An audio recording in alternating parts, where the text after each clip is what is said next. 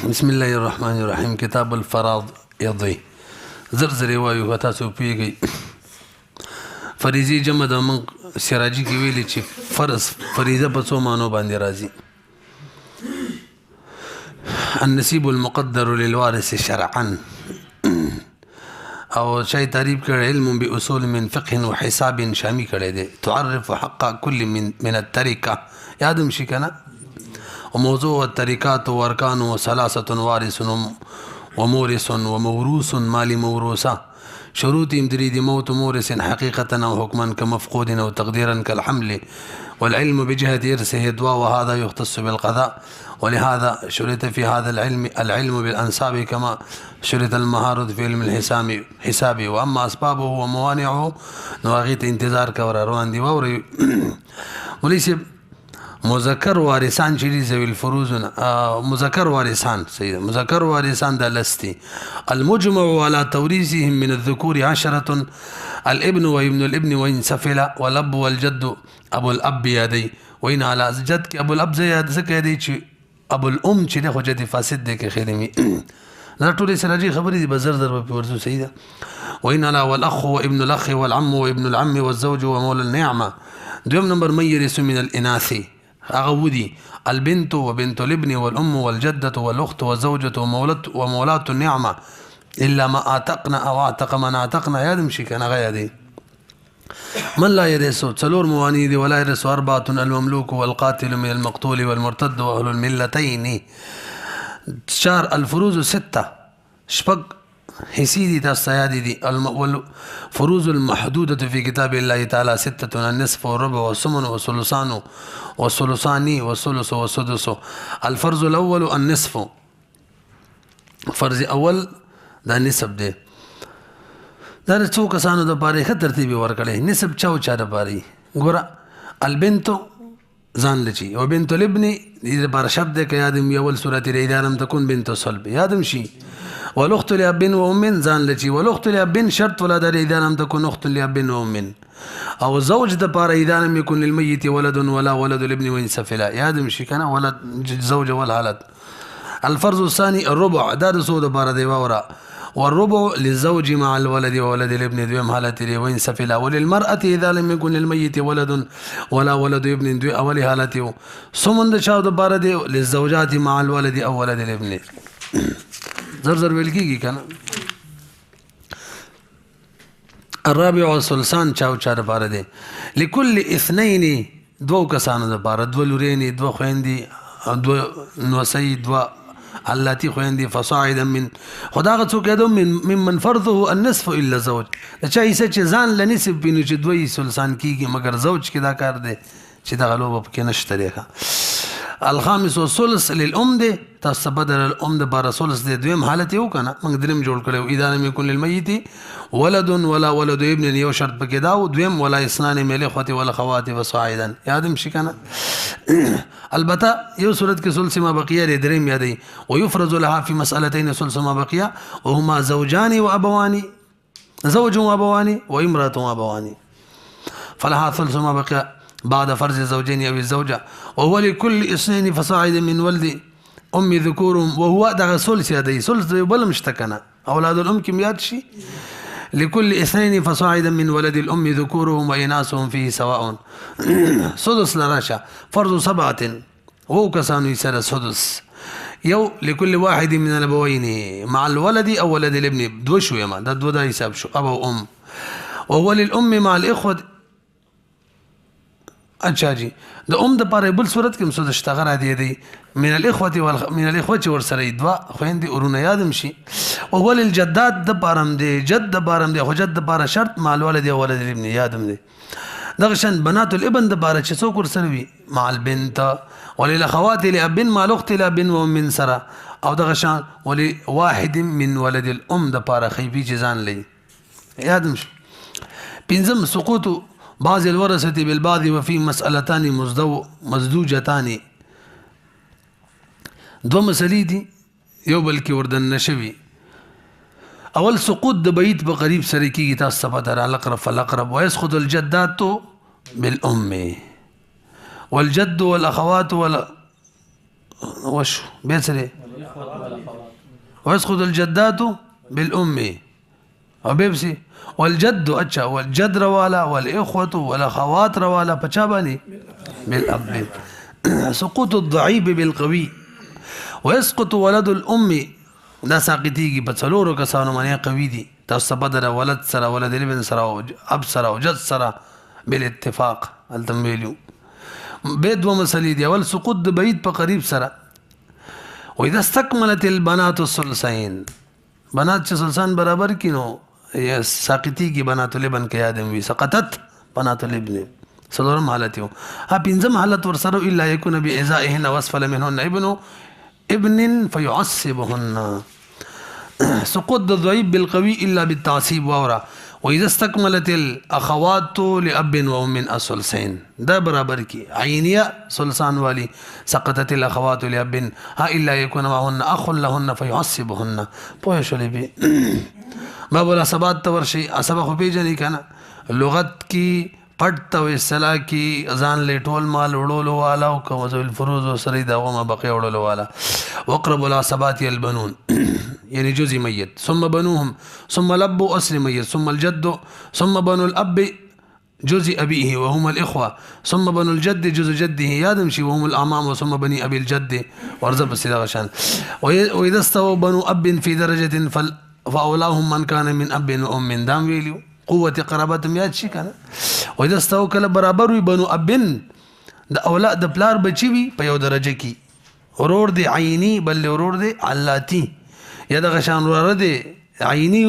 ورور د طرف او بل علاتی ورور فاولاهم من كان من اب وام یادم شي دغه شان والابن وابن الابن والاخوه دیو چې کله تقسیم کینو للذکر مثل هذه الانثيين قاعده دا ورلا يقاسمون اخواتهم للذكر مثل حظ الانثيين پوه شولې به ومن عداهم دیونه علاوه چې څومره خلق دي د عصباتونه الته مذکر میراث کې منفرد ویخه ورونه او خويندو کې خويندې کله عصبه کې ورور په وجه او دغه شان لورینو کې او د زامنو په وجه عصبه کېږي دیونه علاوه نور دغه شان وسو کې دیونه علاوه نور چې څومره عصبات دي صرف مذکر دي عصبه کې هم مذکر ټکي ویلو کې ادم وي هرغه مذکر وارثوي. ومن عداهم من العصبات ينفرد بالميراث ذكورهم دون اناثهم ورث عصبي سببية. وإذا لم يكن عصبة من النسب فالعصبة هو المولى المعتق هو المولى المعتق مولا يدو كم مولا كم معتق دسل كمولا بمعتق ومعتق مشترك ده زي زيولو. ثم الأقرب فالأقرب من نسبة المولى نسب سورزا. باب الحجب. وتحجب الأم من الثلث إلى سدس سروري حجب نقصان دي 50 بالولد وولدين وخوين سرا. والفاضل عن فرض البنات نچتپات شي لبني الابن دا بد زوی بچو ته ملاویږي تاسو پته بنت لبن ته ملاویږي ابن لبن تدا کله چې د بناتونه صفات شي کا ټول ویسي په ساقطيږي او چې تقسیمي للذکر من صاد الانثيين په اعتبار سره بي. والفاضل عن فرض الاخوات لابن ومن دیونه چپات شي نو به نو للاخوه والاخوات من الاب ته ملاویږي تاسو دام درته پته را تاسو دا کنه عینین چې صفات شي لبا الله دې ته ملاویږي او کاغه سلطان ویډیو قصه ختم شوه من للذكر من صاد الانثيين. واذا ترك بنتا وبنات ابن بنت وبنات ابن دي او دغه شان بني بنم دي ايه بنت لبن ابن لبن بنت بني سب ورکو کنه او هو ته چې کوم باز خپل منځ کې به للذكر من صاد الانثيين ولي فللبنت نصف والباقي لبني الابن واخواتهم للذكر مثل حظ الانثيين. وكذلك الفاضل عن فرض الاخت لاب وام لبني الاب وبنات الاب لبني الاب وبنات الاب للذكر دغشن عن فرض الاخت لاب وام يعني اخت عينيه ده او ابن لبن ده او بنت لبن ده اخت عينيه ده بني سپورکو او ابن لبن او بنت لبن بخپل منس کې بقیا للذكر مثل حظ الانثيين سره تقسیم کی. خاتمه بدو ناشنا مسلې دي یار. ومن ترك ابني عم احدهما اخ لام فللاخ السدس والباقي بينهما نصفان. دا غبشان مساله دا صغرا او کبرا بشان او استا بشان یو سره دی وفات شو دو تر زمانه پاتې دي خو یو بکی د مور زویم دی خیفي ورور هم دی مطلب د مور تراخي سوایت د تر خزه د پلار اخیستې وه دا دې پیدا شوی دی نو یوې دوه تر زمانې پرې خوستل یوې پکې خیفي ورور هم دی ناول به هغه خیفي ورور ته سدس ورکړي ځکه هغه سدس یې سره ځان لري باقي چې کوم پاتې شو پنځه حصې هغه به دوی خپل منځ کې تقسیم کړي ذکور هم ویناس هم په هغې کې برابر وي که نه واوره واذا ترك ابني عم احدهما اخ لام فللاخ السدس والباقي بينهم نصفان دویمه د دې هم ډېره عجیبه ده یو سړی دی ښځه د مړه شوله یو تې خاوند پاتې دی بله تې مور پاتې ده بله تې جده پاتې ده نه مور تې پاتې ده یا جده ده ښه خاوند یې پاتې دی اولاد نشته څومره ورته میلاویږي نصب ښه جي پاتې ده یا جده کې راوله دې ته څومره میلاویږي ورېږه دې پسې دا بل ووایه و اخوة من دغه شان ورونه خویندې د مور د طرفه شته دی د مور د طرفه کې خیفي یادوي و اخا من اب و ام نو ته سدس شو کې خیل می ځکه ورونه خویندې چې دوه شي ته سدس شي نو نسب چاته زوج ته شو او سدس مور ته شلو و اخوة من چرا خور چې د مور طرف بیزان لې سدسي او دغه شان اخ من اب و ام پاتې دی دا عصبو دی عصبو نه دی داسې ده که نه راشي مسله چې نه جوړه شوله نسب هم چاته ورکو نسب دم زوج ته ورکو او سدس مور ته ورکو و اخوة من دا د ام نه اخوه دوه درې نه زیات دي دوه دي یا دوه نه زیات دي دوه یا دوه نه زیات دي اخوه جمع ده جمع په میراثو کې دوه ته شامل دي نو دې ته څنګه ورکو سولس نو نه تینم زوج ته ایکم مور ته او دوم چاته ورکو دا اولاد الام ته او کم چې عیني ورور دی هم د صفات شو سبت او صفات شي ملاویږي ورته نو ګوره عجیبه مسله ده چې خیفي ته ملاویږي او عیني محرومه کیږي نه دی وجنه غریبه ده واوري فلزوج النصف وللام الثلث ولاولاد الام الثلث ولا شيء للاخوه لاب وام باب الرد رد ول درځي لغت کې واپس ته وی اصطلاح کې چې د ذوی الفروض نه کم بقیا بعد شي واپس پاغو باندې دغه د حقوق موافق تقسیمولو ته رد وی والفاضل عن فرض ذوی السهام اذا لم تكن عصبه مردود عليهم بقدر سهامهم عصبه چې بکینی کا سبب غټولولي الا على زوجين من التقسيم موانع الارث ولا يرث القاتل من المقتول المانع الاول من ارث القتل والكفر مله واحده يتوارث به اهله توارث يتوارث په دې معنی به یو کافر د بل میراث وړي مطلب ولا يرث المسلم الكافر ولا الكافر المسلم اختلاف الدين ومال المرتد سره بسکو هم بل قدرت کې ویلو کنه څو حالت ولا ویلو درې دو حالت کې امام سی وی فی به یو حالت کې با ورثه ملاوی کې کم حالت کې ورثه ملاوی کې حالت اسلام کم مالی ومال المداستا مسله شو لخه مرتد مال بچاته ملاوي کې د صورتونه بشي ومال مرتد لورثته المسلمين ومكتسبوا في حال ردته فيء د بیت المال ته چو درېمه مسله حکم ما اذا مات الوارثان معا اخري مسله ده غرقا ولنه سراجي کې نو کې سړی کې دوه درې کسان وفات شي پته پکې نه لګي اول کوم یو وفات ده نو به دې حکم څو هر یو کس مال به دغه ورثه ته منتقل کو یو نه بل میراث نه ورکو چې لکه دا پلار او زوی دی پلار غدي زوی ته ملاوي شي او زوی غدي پلار ته څه پته نه لګي اول څوک مړ دی بس زوی څومره ورثه دی هغه ته ورکو کړ پلار څومره دی هغه ته ورکو یو بل به تنه ورنالو واذا غرق جماعه وسقط عليهم حائط فلم يعلم من مات منهم اولا فمال كل واحد منهم للاحياء من ورثته سلورم نمبر الارث من جهتين وإذا اجتمع للمجوسي قرابتان لو تفرقتا في شخصين ورث أحدهما مع الآخر ورث بهما مقصد دا دی مجوسین دی او زمن قاضي صاحب لرال هغه ته وایي چې موږ مینس کې میراث تقسیم کا نو په دې کې بعضې وارثان داسې دي چې هغه د دوو جهتونو نه دي نو که د دوو جهتو والا وارثو هغه له به د دواړو جهتونو په اعتبار سره میراث ورکو خو شرط به دا وي چې دا دوه جهتونه موږ په دوه کسانو کې تقسیم کو نو هر یو میراث وړی شي او که دا دوه جهتونه داسې وو که په دوو کسانو کې تقسیم کو یو میراث وړلو بلې محرومولو نو بیا به د یو جهت نه ورله میراث ورکوو مثلا یو سړی دی هغه د خپلې مور سره نکاح وکړله د هغې نه یو مثلا زوی پیدا شو نو اوس دا سړی که وفات شي چا چې د مور سره نکاح کړې ده نو دا مور یې د دوو حیثیتونو نه میراث وړلی شي یو دا چې مور یې ده ځکه زوی سره مور نه محرومیږي نو زوی موجود دی مور ته به سدس ورکوو نو په دې اعتبار سره به د دې سړي دا مور کومې چې ښځه کړې ده دې له به ورله سدس ورکو او دویم جهت دا یې ښځه کړې هم ده زوجې هم ده نو چې کله زوی موجودي زوجې ته سمن میلاویږي دې اعتبار سره به ورله سمن هم ورکو نو دغه مور ته بیا سمن هم ورکو سدس به هم ورکو پاتې شولو زوی نو زوی چې دی دا د دام د دوو جهتونه دی یو اعتبار سره ورور دی مور زوی دی اخی خیفي چې ورته وایو بل حیثیت نه خپل زوی دی خو دا زوی داسې دی چې ده کې دا کم دوه جهته دي یو موجود وي بل محرومیږي ځکه چې د یو سړي ولد موجود وي زوی نو اخی خیفي اخت خیفي او وغیره محرومیږي لکه موږ څنګه چې سراجي کې ویلي دي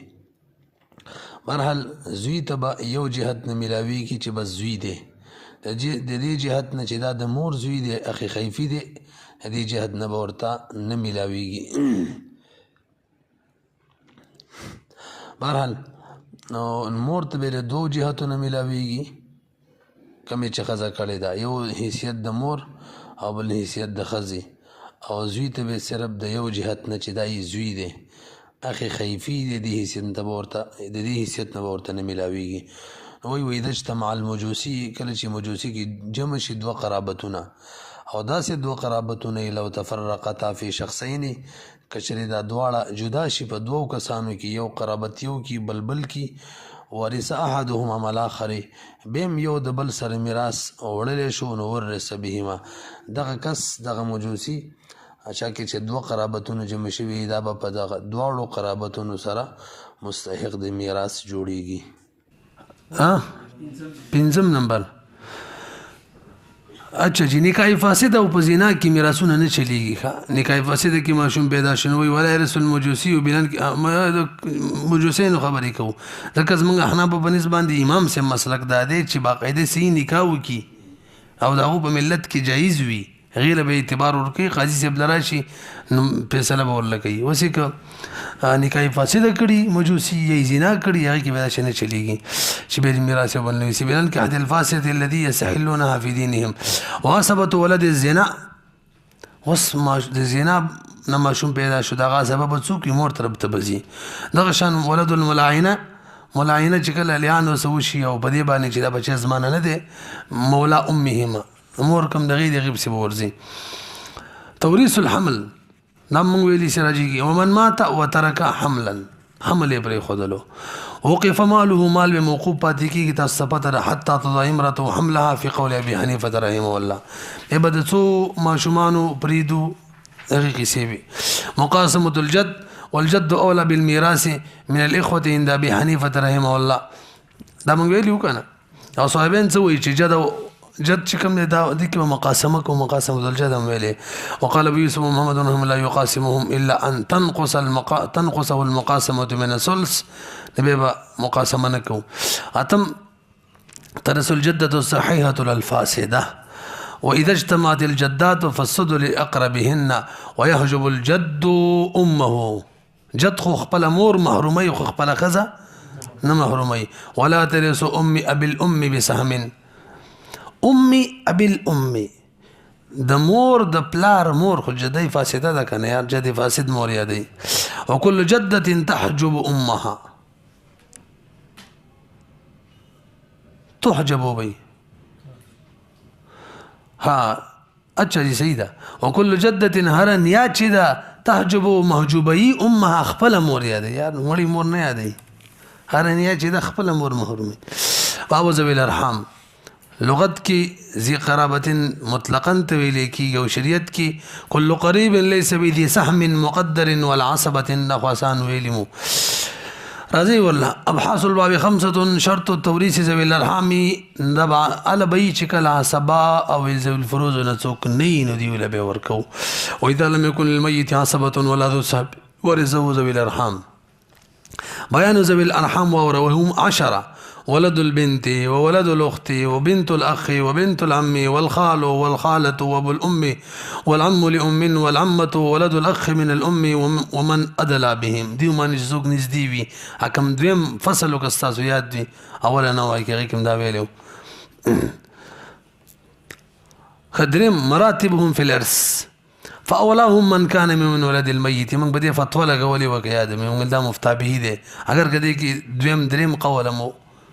يادمو كان ثم ولد الابوين دویم الدرجه دي هو غزان لفصل او احدهما يعني ورنا خوين دي التي خيفي وهم بنات الاخوه ولد الابوين يا دي او يا بدي كده يوي دي که څوک دي بنات الاخوه د ورونو لوریانی دا په ولد الابوین کې راځي دغه دی کنه پرېم خو دو صحیح ده کنه بس د اب ورور چې دی دا ولد الاب دی او به دغه بچیم په غي سره غته منسوب کیږي دغه شان اولاد د اخوات او د ذوی الارحام دي او بنات الاخوه یې ځکه ابناء الاخوه خو عصبات نه کنه مخکې راځي جیم ابوي الميت ترون تورزي ثم ولد ابويه او احدهما هم الاخوال والخالات هم دغه شان عمات پکې دي ځکه عم خو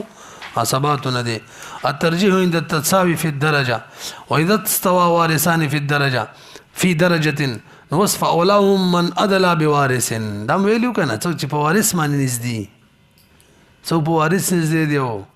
څوک بغیر وارث دی وارث نه مراد څوک دی ذوی الفروض نه یا عصبات نه دي دای واسطه ده واقربهم اولى من ابدهم دا ملته مونږ ویلو چې اقرب نږدې دغه اولى اذا ابعدنا وابو الام اولى من ولد الاخ والاخت الامام سبرايوا توريث مولى العتاقه ولا موالات والموثق احق بالفضل من سهم ذوي السهام اذا لم تكن عصبه سواه ذكر خدرم نمبر 7 کیو ومولى الموالات يرث دا هم نمبر کیو واذا ترك دا سراجي مساله دا عصباته واذا ترك الموثق تصشب کی بن شولې مولاه ابا مولاه وابن مولاه دغه کنه فماله للابن عندهما طول بزيت ورکه وقال ابي سفر رحمه للاب السدس والباقي للابن فإن ترك جد مولاه وأخن مولاه فالمال للجد عند أبي حنيفة رحمه الله دال تنوع وقال ابي سفر محمد هو بينهما خاتمة الباب ولا يباع الولاء ولا يوهب باب حساب الفرائض وركنا قواعد رتبياني إذا كان في المسألة نصف ونصف سرب نصف راشي أو نصف وما بقي نسب ډبل راشي ام د دونه جوړيږي او نسب راشي او نور عصباتي ما بقي مطلب عصباتي فاصلها من اثنين ورخه ترتیب سره وي من خو سره وای چې نسب راشي دونه جوړيږي نو څه نه ویل نسب راشي د دونه ده نسب او ما بقي راشي ما بقي مطلب عصباتي بیا په نور د قطر زماني وي وان كان فيها ثلث وما بقي وما فاصلها من ثلاثه وان كان فيها ربع وما بقي او ربع ونصف دا چې خلط شي دا څومره مسله وا دویم نمبر وا ربع وهما من نوع واحد فاصلها من 4 وان كان فيها سمن وما بقي او سمن ونصف بلکې دای مرسویلی سمن وربع ونصف سمن وربع طول سلطه فصلها من 8 وان كان فيها نصف وثلث دریم قاعده او نصف وثلث او نصف وسدس فاصلها من 6 عولي كي كان وتعول الى 7 و8 و7 و8 و9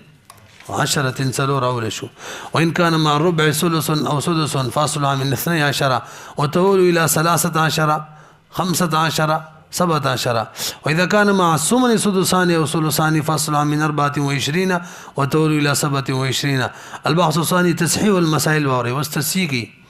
واذا انقسمت المساله على الورثه فقد صحت كسي تقسيمه له بس سيده كان يار فلا حاجه الا الضرب ویلی مولتا وان لم تنقص عوز تباين بيان كي وان لم تنقسم سهام فريق منهم عليهم هغه اولانو درې قاعدو کې درې مقاعده د کل سهام بروالي کل د روس کې بولا نه کل د روس بروالي یار اصل مسله کې بولا فضرب عددهم في اصل المساله او كاولها واولها ان كانت عائله فما خرج صحت منه المساله كامراه وخوين للمراه الربع للمراه الربع سهم وللإخوين ما بقي 3 أسهم للمرأة ربع السهم خبني ربع سهم ولا تنقسم عليهما فاضرب هجي او اخوين ته ما بقي بات شغت سودي 3 اسهم دي نو 30 په 2 سینه تقسیمیږي نو 2 بروالو مسله کې وزر ورکو ولا تنقسم عليهما ويا فاضرب اثنين في اصل المساله شغه 4 دي فتكون 8 ومنها تصح المساله پويږي به کنه 4 مسله جوړه وا نو هغه به دي سینه تقسیمېدل دویم التوافق دغه اولنو درو قاعدو کې دویمه قاعده ده چې وفق د دروس برلو مسله کې وزر برکو فین وافق سهامهم عددهم فضرب وفق عددهم في اصل المساله وفق عدد برلي كامراه زوجة وستة إخوة للمرأة خجي المساله بتونه جوړ شي 8 نه کنه للمرأة نه 4 نه جوړ شي 4 نه اولاد نشته للمرأة ربع 3 پاتې شو وللإخوة اورونه چې دی هغه 3 اسهم پاتې شو یعنی 2 ورونه دي او نبي تقسیمیږي لا تنقسم عليهم فضرب ثلث عددهم ثلث عدد بروالي في اصل مساله کې باور ثلث دغه اصل کې عدد ثلث شری دا څه وي وفق دي ومنها تصح الكسر على فريقين او اكثر وسلور قيد وتورشي تباين ولا صورت بیانې هغه کې څه یو د روس برلي بل د روس کل کې با فإن لم تنقسم سهام فريقين او اكثر فاضرب احد الفريقين في الاخر ثم ما اجتمع في الفريق الثالث ثم اجتمع في اصل المساله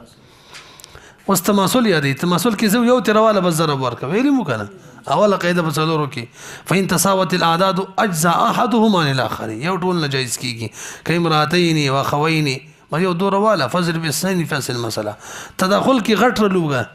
مخکې سره به ګورو کړي مسله کې وزر ورکو وان كان احد العددين جزءا من الاخر اني الاكثر عن الاقل كاربع نسوة واخوين 4 ودودي اذا ضربت الاربعه رواخل اجزاء كان الاخر دون جائز کی الا توافق پاتې شو دی وافق له بل په کول کې وزر ورکو کنه به واسطه مسله کې فإن وافق احد العددين الاخر ضربت وفق احدهما في جميع الاخرين ثم ما اجتمع في اصل المساله كاربع نسوة واخت وستة اعمام فستة توافق الاربعه شي د 4 سره توافق دی کنه نو 2 چکم 12 راځي او چې کې وفق 3 دي 3 4 12 توافق الباب بالنصف فاضرب نصف احدهما في جميع الاخر ثم في اصل المساله دور والا 4 چې کې او کله چې نسب لري تكون 48 ومنها تسع المساله طریقه د تقسیم د طریقه خو ته یاد راک فی فریقی صبر والی طریقه کې بزرب ورکی تقسیم ان به تقسیم کی دا کوم صورت تباینو او کله طریقې او د مسلې په منځ کې توافق نو د فی فریق صبر والی وفق طریقې کې بزرب ورکی وفق مسله باندې به تقسیم کی او فی فرض ومنقه طریقه به ورسره کې تباین کې وکول په کلی او توافق ګوره فاذا صحت المساله فضرب سهام كل وارث في فرض يدي هغه ول ضرب ورکی په طریقه کې هغه ول مثال لیدا تباین ثم اقسم مجتمع على ما صحت منه الفريضه چانه چې مسله جوړه ده انه يخرج حق الوارث براشي البحث الثالث والمناسخه على ما سخهم یاد راکنه یو مل شو بس بل مل شو مې سب لیکلم دلا واذا لم تقسم التركه حتى مات احد الورثه میراثانه تقسیم شوی چې بل مخفي او تکړي فان كان ما يصيبه من الميت الاول نو سوګري کمیت اول کمای سره هغه صحیح تقسیمي کې خبره کې نه راتله مطلب کم چې ورپسې مړلې هغه ایک حصہ وا او داغه نم بس فقط یو زی پاتې دی خو بس ویلې به لور کو خبره ختم شو مزید څه ضرورت نشته دا موږ په داسې تعبیر سره ویلو چې ما فی الید او نوې مسلې مینس کې چې کله تماثل او تماثل بس په مقصد مسله کافي درازه والله یادم دي کنه چې کله څو تماثل اکما فی الید او نوې مسله کې کوم جوړ هغه کې تباینو نوې مسلې کل برلو مسله اول مسله کې ضرب ورکو او که وفق توافق نوې مسلې وفق برلو مسله کې بوله ضرب ورکو د درې صورتونو کنه او که تداخل دیو کیو نو د دې مسلې دخل برلو بوله ضرب ورکو مهم څلور صورتونه جوړ شو وګورئ پوهیږئ کنه څه وایي وإذا لم تقسم التركة حتى مات أحد الورثة فإن كان ما يصيب من الميت الأول كسيء ترسله ينقسم على عدد ورثته فقد صحت المسألتان مما صحت منه الأولى أولا ندوال سيشو وإن لم تنقسم صحت فريزة الميت الثاني دوما چوس بطريقة التي ذكرناهم فما طريقة دوما حلقي ثم ضربت إحدى المسألتين في الأخرى تبين سورج يدي ذكر إن لم يكن بين سهام الميت الثاني يعني ما في اليد يدي شكل دي كنو وما صحت منه فريزته كم نشد يوم مسر جوړه دا څه پکې نو موافقت پکې نو نه پیږي بي يعني ما في اليد او مسلې منس کی تباين صورته نو كل مسلې ثاني برالي كل مسلې ولکه واستوافقوا عليه واوري فإن كانت سهامهم موافقة وثبت فاضرب وفق المسألة الثانية في الأولى فما اجتمع صحت منه المسألتان وكل من له شيء من المسألة اسی ورکو نو بارانو له به څنګه ورکو مضروب کې به ورکو دا څه ده کنه اولاندینو له به دوی مړی هغه کې به چاله ورکو ما فلیت کل کې تباین به صورت کې توافق دا غیبه وافق کې یادم ده کنه نسوي وكل من له شيء من المسألة الأولى مضروب فيما صحت منه المسألة الثانية چې مسله صحیح کړی دا یعنی دغه یادې دا وفق دغه څه ته وایي مسألة ثانية یادې ښه مضروب یاد کې بس مضروب وکنه ومن كان له شيء من المسألة الثانية وهو مضروب في وفق تركة الميت الثاني يعني ما في اليد يدي طريق تقسيم التركة في المناسخة کې وسنګ تقسیمو اخیره کې به الاحیا جوړ کو کنه ژوندۍ له به ورکو به داري وې سد ژوندۍ صبرلو هغه کوم مجموعه تسهیل شوی اخیره کې تاسو لږ دی خو ګورئ اخیره کې تسهیل شوی دا ژوندۍ ته ټول ولیکل دم ترکه ولیکله نو هر یو یې صبرلو لکه قرضدارانو بشان ترکه کې وزرب ورکو تباین په صورت کې او هغه مجموع اخیری مسله او باغی به تقسیمو د دې صبر راځي د سبب څخه ټول حل کو ورسېدلې به دریم برلو دریم واذا صحت مساله المناسخه واردت معرفه طوالي چې وبجني ما يصيب كل واحد من حساب الدراهم نو قسمت ما صحت منه المساله على 48 دی په کې بل سره 24 ځینې خلک یې سره 24 نه جوړي هغه طریقې کړي ده موږ به دا سی وای دا یو خاص صورت بیان دي چې څومره الاحیا وغیرہ جمع کړه دا غوي مجموعي څو جوړېدله 24 جوړېدله بیا د سی وای د اخري تسهیل چې شوی و دویم یا د دریم مې دغه څو تر رسیدلې و 24 تر رسیدلې و دا صرف دا صورت بیان دي او اصل ته مسترکې سره ولګو برابر فما خرج اخذت له من سهام كل وارث ايش شری حي ده حبانه ده ژوندۍ وارث ته ورکه الاحیام لیکلیو کنه والله اعلم بالصواب الله پاک دې را عمل کولو او د پوهې کېدلو د دواړو یو توفیق راکي او د بل عمل کولو د توفیق راکي او د پوهې هم دراله توفیق راکي چې یادې کو خلکو ته وخایو او کله مرانه هیر نشي سپخره ته یاد شي